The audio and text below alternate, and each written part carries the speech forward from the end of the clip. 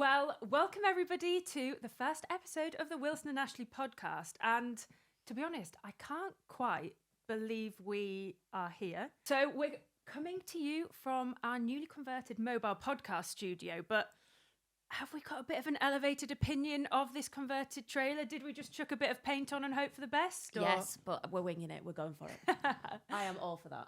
For those of you who don't know us, I am Rebecca Wilson and I am a sheep and arable farmer down in the Vale of York, so in North Yorkshire. I am Charlotte Ashley and I am a dairy and sheep farmer and we are in the Eden Valley in Cumbria. That sounds nicer than it is. Yeah, the Vale of York. The Eden Valley. It's like a Sainsbury's, not a Marks and Spencer advert. This is not just Cumbria. I think from listening already, you can see that we want this to be fun. We want to talk about the serious stuff when it comes to farming and rural life and I guess everything beyond. But we do really want to flip the script, I guess, when it comes to the other farming podcasts out there. Do you think that's fair to say, Charlotte? Well, I know a lot of the people that have been on the farming podcast, myself included, and I think we very often hold our tongues, we toe the line, we behave, and I think I wanted this in the beginning. I wanted to set off and do this myself, but didn't have the balls, to be perfectly honest, and needed someone to do it. Persuaded Rebecca, and she came on board later on. And do you know what? It's more, I want to replicate the voice notes between us, which I think that's what's needed. It's the serious conversations, but with the real opinions. You know, maybe some people might not like it, some people might like it. You know, we might not agree on everything, and that's where we want to go with this.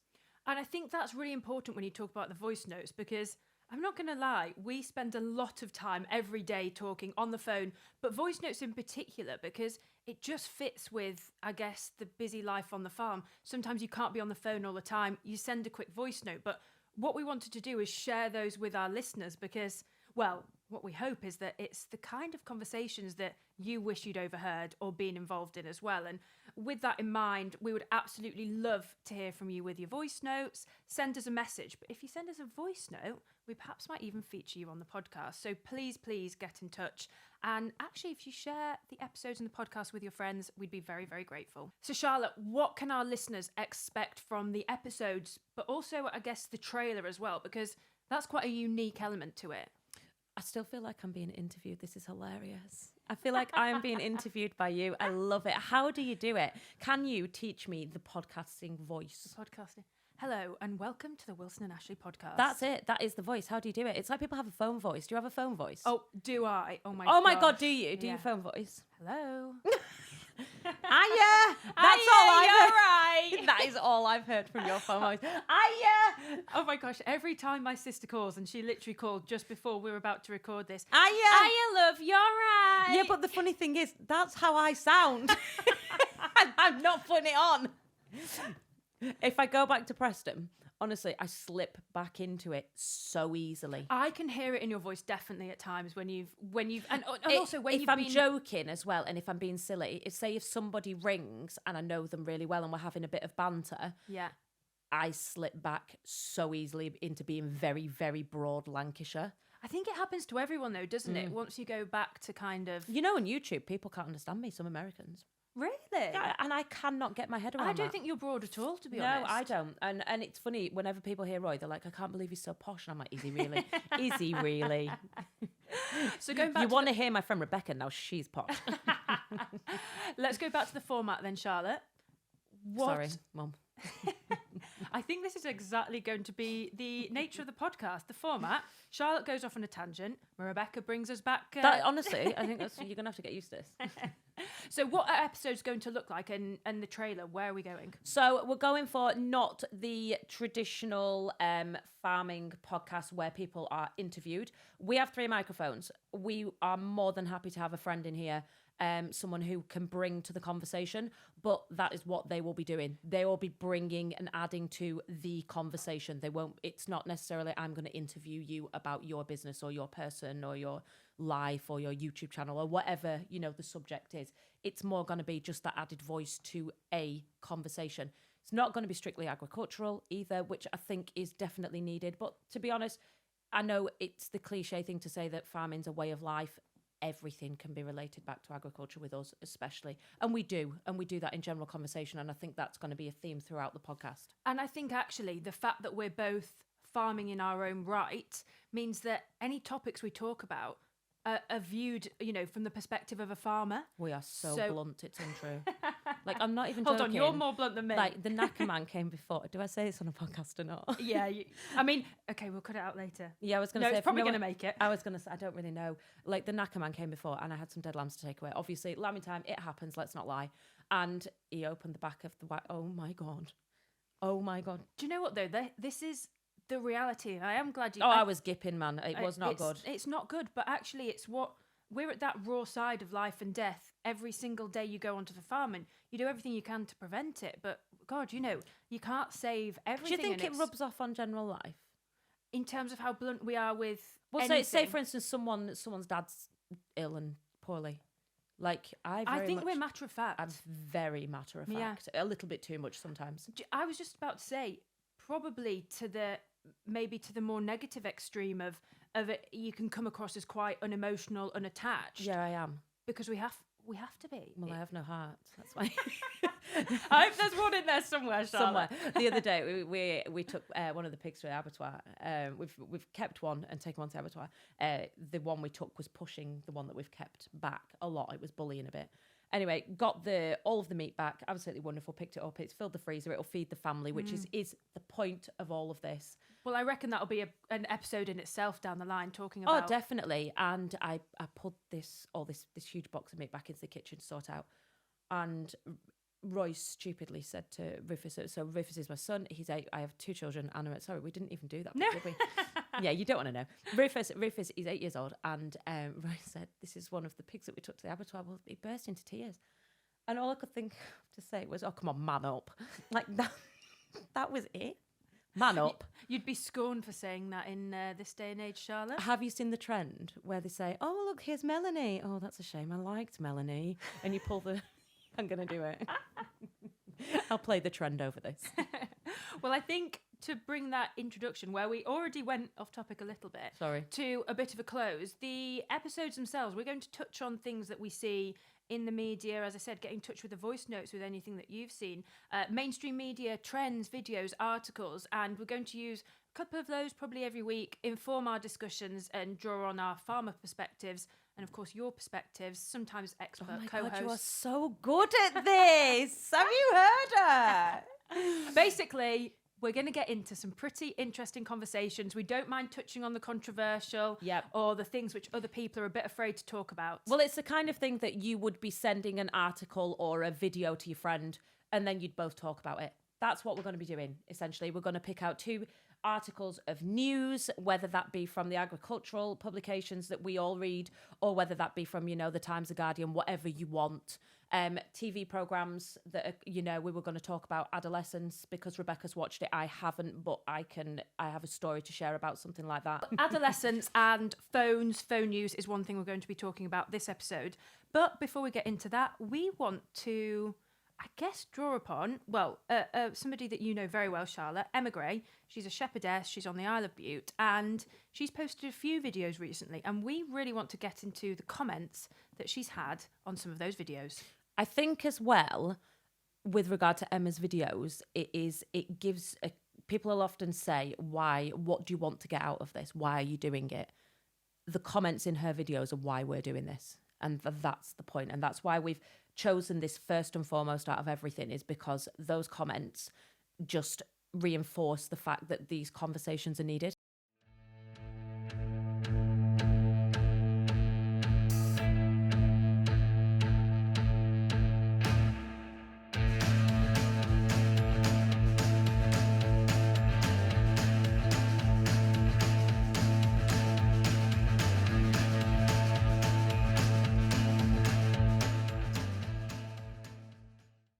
Right, Charlotte, you saw that video.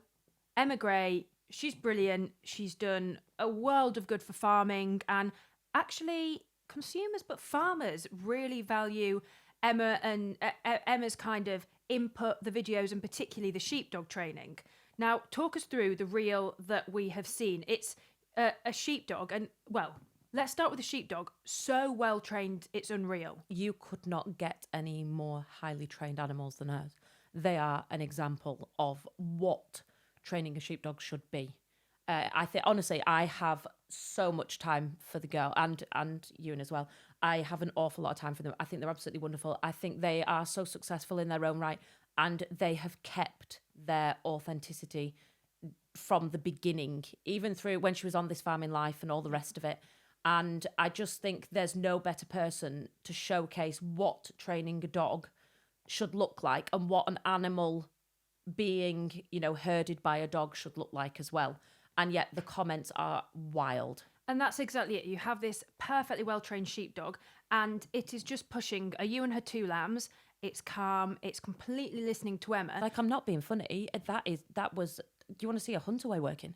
To me, it's a pure show of skill, calmness, quietness. It was brilliant. To my farming mind, I was very impressed to see it.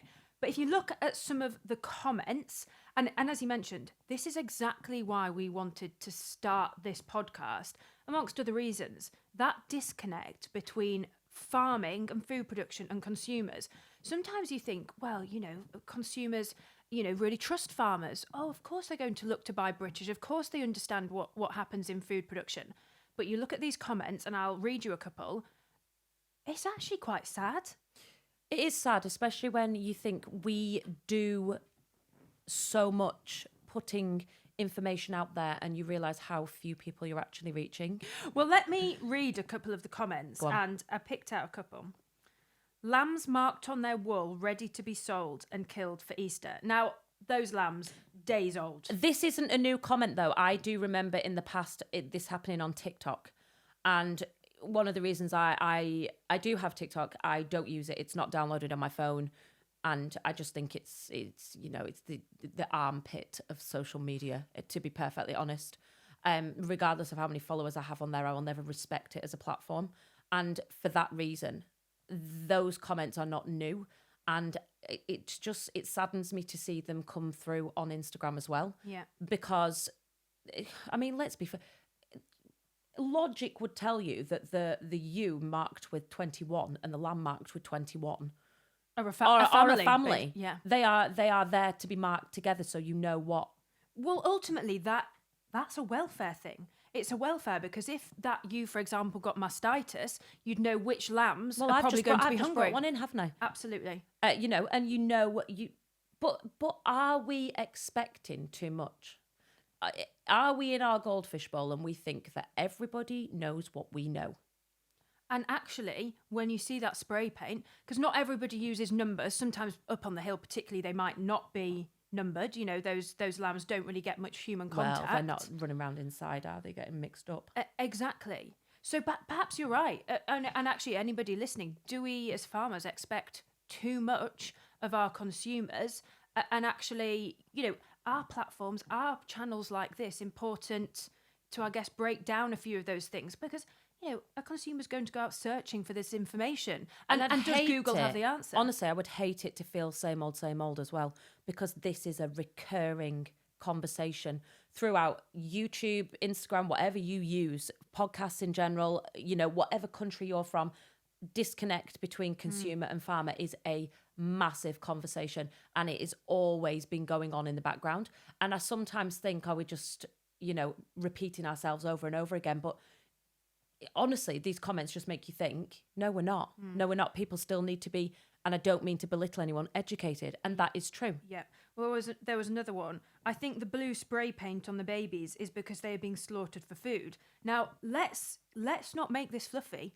They will be being slaughtered for food one day, but not at a few days old. And I think we've had the conversation about lamb, and Emma's talked about the language. The use of the word lamb is really misleading. Well, I went on GB News the other day to talk about, I actually thought I was going on to talk about like trade deals and whatnot. It was something that I'd actually, I'd swatted up for. I ended up talking to the lady who said, the presenter is a vegetarian. And she said, I find it really funny when she drives through the countryside and you see a field of fluffy lambs. Then they go into a restaurant and he orders lamb. And she said, I can't get my head around the fact that he's eating tiny lambs. And I'm like, no, hon. No. And I understand what she's thinking, because people cannot in their mind differentiate between the newborn lamb that I'm looking after on a video and then a 45-kilo lamb that Yes. we're sending, straight to kill. Yes. And ultimately... And why should they? Yeah. But ultimately, killing something for us to eat is not palatable for many people. A lot of people, probably if they really thought in depth about it, myself included, it feels quite a bizarre thing to be doing. It has been happening throughout history. We are, as humans, evolved to eat that diet which incorporates meat. And I mean, there's so much out there about the health, I guess, benefits of eating meat, but the impacts of if you don't. But it isn't palatable. And I remember the first time I drove a load of lambs, I use that word, lambs, but 45-kilo, young sheep, let's say, to market, I felt completely bizarre. It was a horrible drive, but I think the moment that you stop considering what you're doing is the moment perhaps you have... I mean, we were joking about you not having a heart. No, honestly, I feel a bit different about it. I have never been bothered driving prime animals. I can't cope with driving cull yows, anything that I've made friends with, or like say cask cows, old cows. Yeah. I don't like that. I don't feel good about it. Because you feel like they've kind of served you well on as their time on the farm, or... Yeah, I feel like it's a bit... They're like, they're older people, for instance. Honestly, it's the so geriatrics. Ridiculous. Yeah, and I feel sorry. I do. I feel sorry. Yeah, so the only time I've really, I suppose, been... And I was beside myself. I had a tup, my husband. He was absolutely wonderful. And he ended up... He went head-to-head with the Clint tup and he was blinded. And it was such a shame. So anyway, he lived in the garden, didn't really know what to do with him, tried everything, couldn't bring him back. It was just the trauma to his head that had made him blind. And I made friends with him. But stupidly, this was during COVID. And I used to go and make silly videos with this tup. So I'd play the guitar to the tup. I can't play the guitar, but no one knew that. I'd go and read to the tup. I'd do these silly things with this tup. Anyway, he thought it was wonderful. He got food. It was absolutely fine. And when it came to sending him, I was bereft. I'm not even joking. I felt sick. It was like my dog had died. And I don't even cry when the dogs die. But because I'd been silly and made videos and been, ridiculous with this tup, I made a rod for my own back. Yeah. So now I make a mental note never to like anyone or anything in general life, actually. Do you think it's enough... and I know perhaps my husband is an exception. He was. Do you think it's enough to know that they've had a good life here and you've done everything you can to look after them, and then them going off to slaughter, you can feel better about it? Have you ever watched the Temple Grandin film? No, but people keep saying I need to watch it. I think you should. I watched it the other week. I was given a talk in Shropshire and I was in a hotel. And Roy doesn't ordinarily sit still to watch films, so I took advantage of the situation, watched this Temple Grandin film, and there was a little clip in it. I will put the clip in here because I think it's very relevant to this conversation. Design. You think we have cattle? People that eat them every day?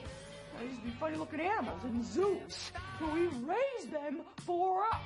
That means we owe them some respect. In the comments, that connection, and we've kind of gone massively around the houses there, but to go back to this sense of connection or perhaps lack of it that we're facing with, between farmers and consumers, be interesting just to hear what Emma Gray herself says on the comments and that bridge that perhaps we've still got to build.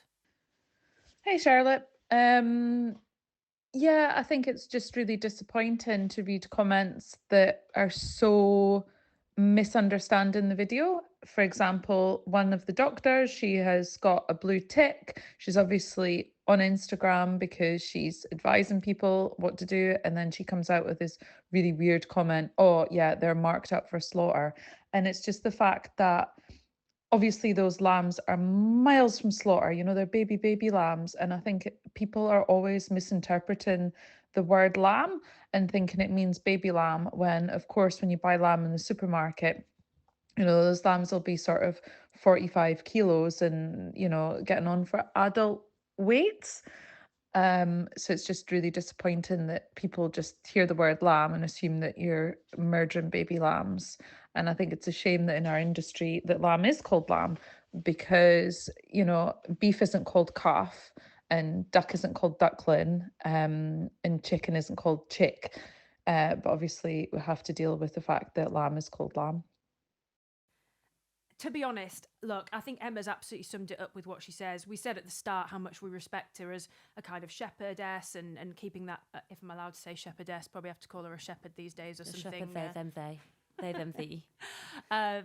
But how much we respect her. And I think it just goes back to what we were saying, in that platforms, hopefully like ours, whether that's social media, podcasts, are ever more vital to, I guess, tell the story from people on the ground, living and farming every day. So next up, we're going to talk about Adolescence, the super hit show on Netflix, but how does it relate to farming? Oh my God, did you hear my podcast voice come out then? Yes. You drew it out of me. Does it relate To farming.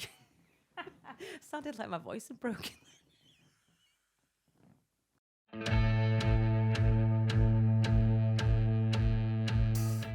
We are getting into that hit Netflix show, Adolescence. Now, Charlotte hasn't seen this, but I've watched the series and was, I guess, I think quite moved by it, to be honest. I won't give away any spoilers for those of you who haven't watched it or seen anything about the show, but I think the conversation it's drawn out for Charlotte and I is the use of phones when it comes to, I guess, children in particular in relation to the show, but phones in general, because ultimately, if it weren't for phones, if it weren't for the chance for us to put food and farming into the hands of the consumer, what would be the point of the podcast? What would be the point of the social media and the content that we create?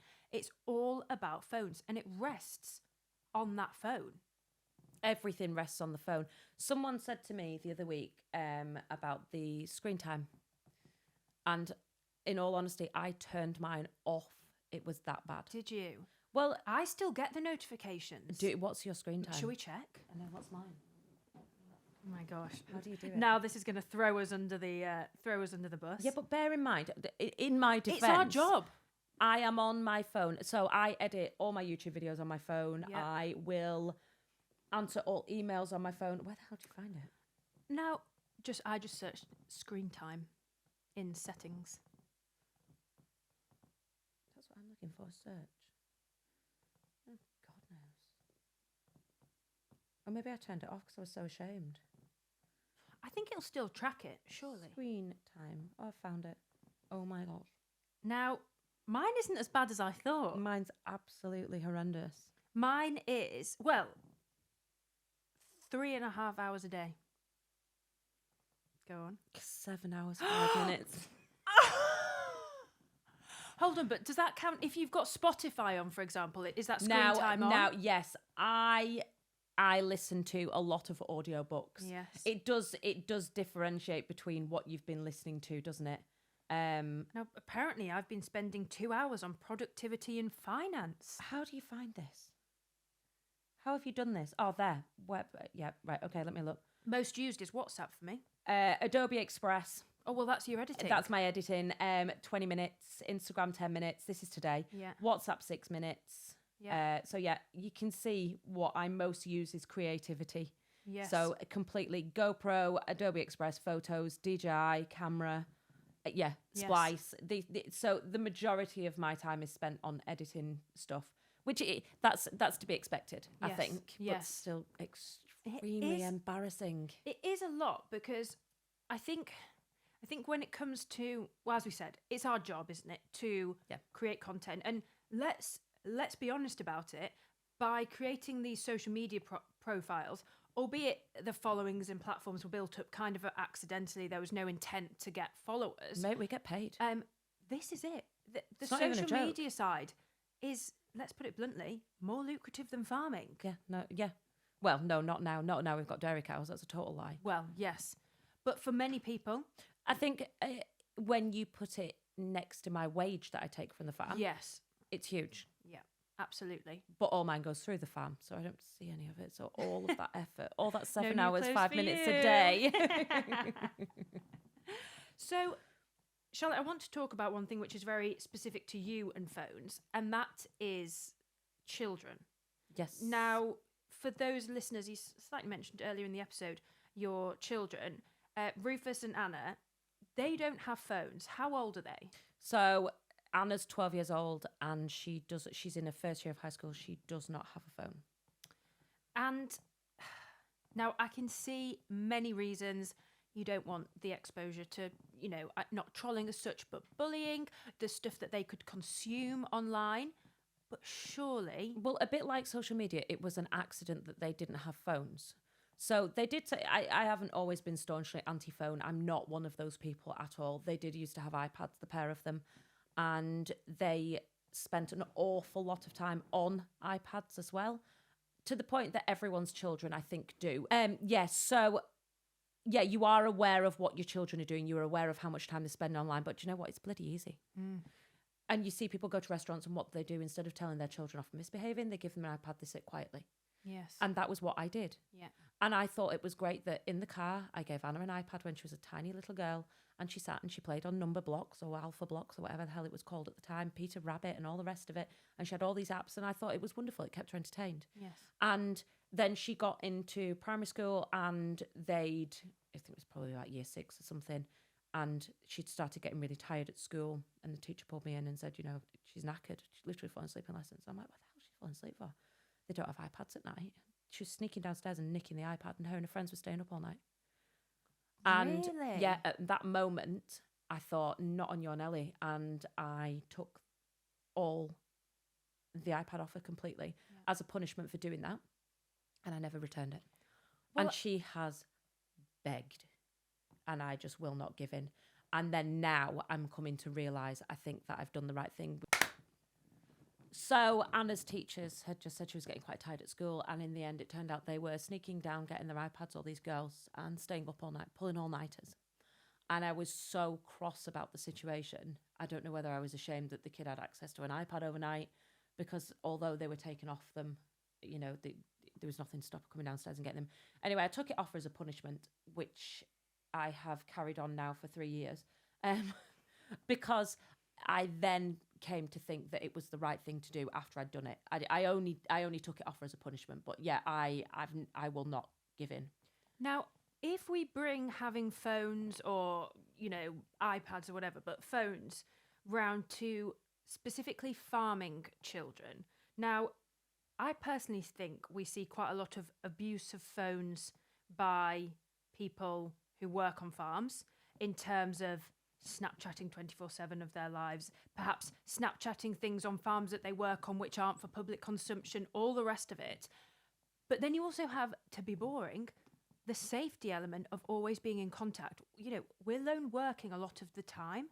A phone surely is vital. And, if your children are younger, even if they're, 10, 12, 13, whatever, sometimes they wander out on the farm. Do they not need a phone? So she has an Apple Watch.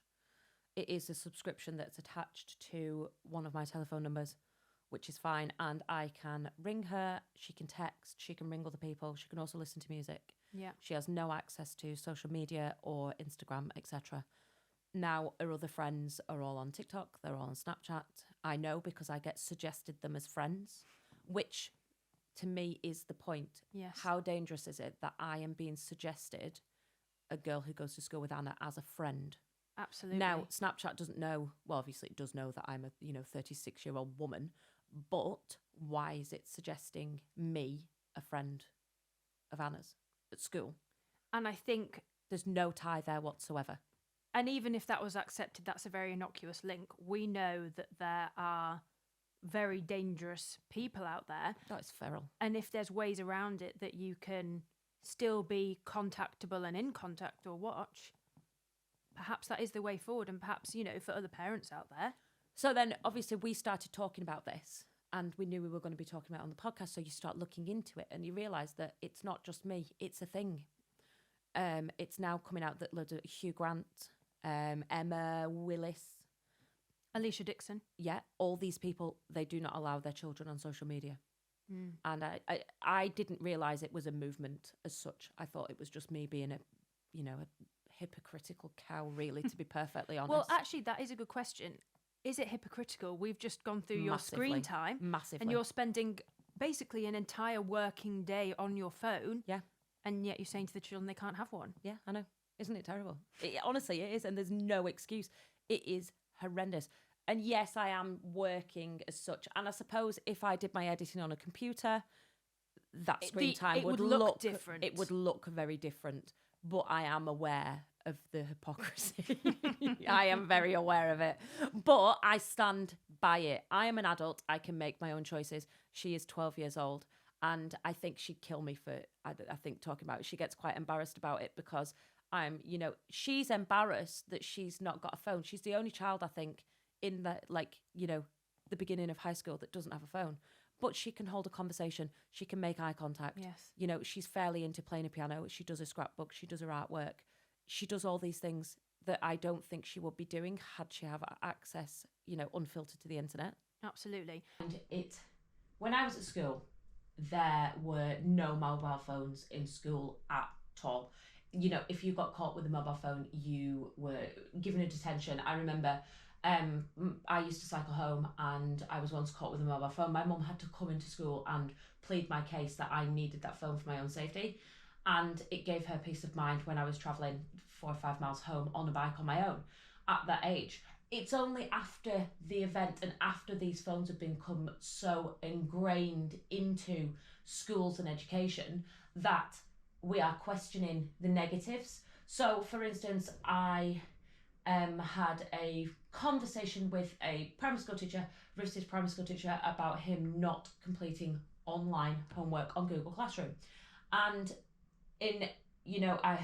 I feel really tight doing it, but he has to complete paper homework because I won't let him do it online. But you can't say how you agree as a school that mobile phones are causing negative impacts on children's mental health and then state that they have to complete their homework on a device that's an iPad that you're trying to take off them.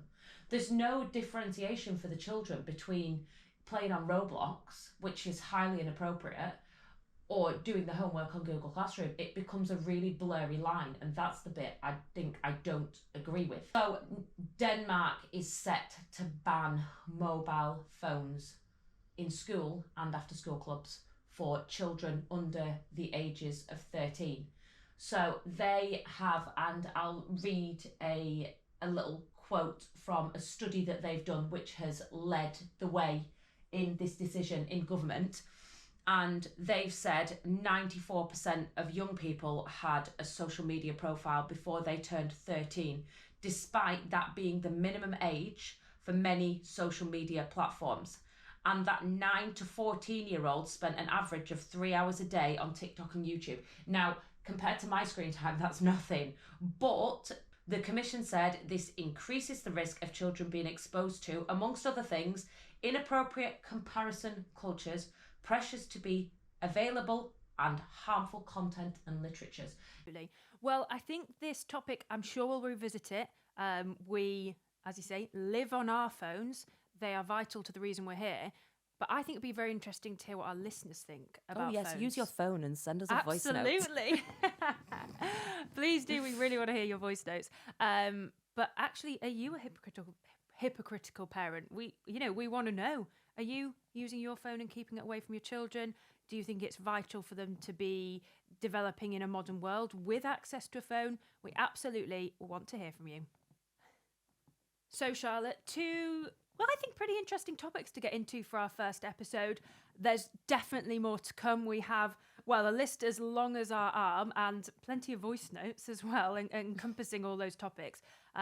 We'll be coming to you with episodes every 2 weeks. And we're very excited to I guess, bring you more. You can follow along on social media as well and keep up to date with our farming lives, but also using my podcasting voice because we've talked for quite a long time, to be honest. How long is a podcast episode? Well, we've done our market research, Charlotte, haven't we? Rebecca's done her market research. I think we're looking at like about 45 minutes. Shall we? Oh God! What's the average commute? Oh, that is a very good point. Because the whole point is we want to be hitting farmers, consumers, everyone, everybody. We want this podcast to be, I guess, accessible. So that is probably a point. If there's anything we're talking about that either you're interested in, want to know more, or we need to explain something, let us know. We can revisit stuff. And What are we talking about next time? do we tell them that? Do we give them a snippet? I don't know. Do we? No. Do we not? Keep them guessing. Oh, can do. But we do have, I guess keep them guessing. We do have loads of topics which we want to cover. We've seen lots of stuff on social media that we think we can bring to the podcast, but we absolutely want to hear your voice notes on the episodes. It's going to be very important to have that input from other people. So please do get in touch. Send your voice notes, best on Instagram, I think. Yeah, Instagram, it's at Wilson and Ashley. And then our personal Instagrams are obviously Rebecca Wilson Farming, is it? Yep. And Charlotte Ashley Farm. Don't ask me why it just says farm. I have no idea. At least I was Rebecca Wilson 722 for about 2 years. Yeah, you were. You refused to change, didn't you? Because I just thought Instagram... Anti-influencer. Yeah.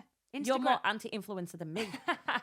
Let's not talk about influencers now because Stop that's it. a whole Stop other... it. Not an influencer. Well, I just thought Instagram gave me that name. I'm keeping it. Did Instagram make that name for you? It was I that love Instagram handle that they you were just gifted. Rebecca Wilson 722. 722. I love it. Right, thank you very much for listening. We'll leave it there because we've been going on for an awful long time. So as I say in every YouTube episode, love you long time and I'll see you next time. Do you like that? Right, that'll do. That'll do.